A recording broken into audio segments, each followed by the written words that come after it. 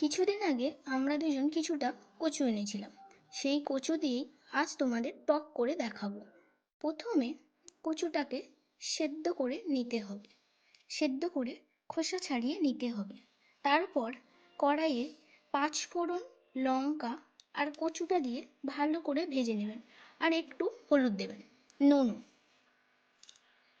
তারপরে কচুটা ভাজা হয়ে গেলে ওর মধ্যে জল ঢেলে দেবেন। জল ঢালা হয়ে কিছুক্ষণ ফুটতে দেবেন।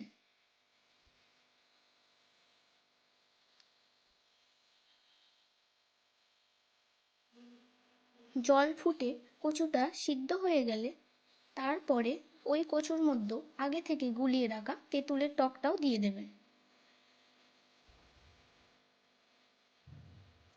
পরিমাণ মতো চিনি দিয়ে ফুটিয়ে নামিয়ে নেবেন। আপনারা আপনাদের স্বাদ অনুযায়ী চিনিটি বাড়িয়ে ও কমিয়ে নিতে পারেন।